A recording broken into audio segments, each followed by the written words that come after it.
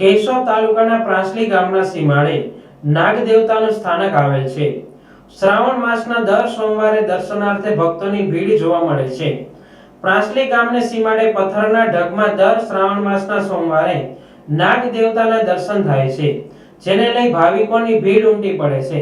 તેમજ નાનો એવો શ્રાવણીય મેળો પણ ભરાય છે।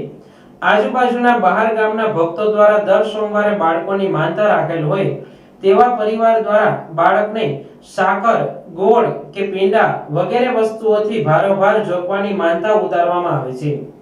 હાલમાં આ જગ્યા પર કોઈ મંદિર કે એવું નિર્માણ નથી। ખુલ્લા પથ્થરની એક તિરાડમાંથી નાગ દેવતા દર્શન આપે છે અને ગામના યુવાનો અને લોક સહયોગથી દર્શનાર્થે આવતા ભક્તોને બુંદી ગાંઠિયાનો પ્રસાદ અને ચા પાણી વગેરેની વ્યવસ્થા દાતાશ્રીઓના સહયોગથી શરૂ કરવામાં આવી છે।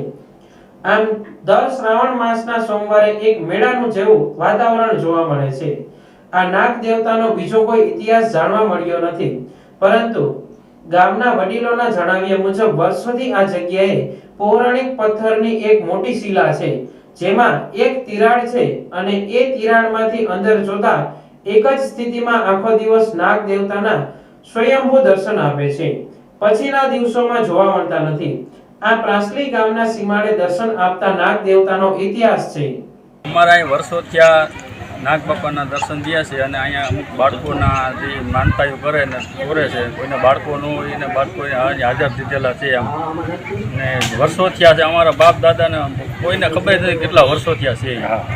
શ્રાવણ મહિનાના સોમવાર દર સોમવાર શ્રાવણ મહિને અહીંયા દર્શન આપે છે।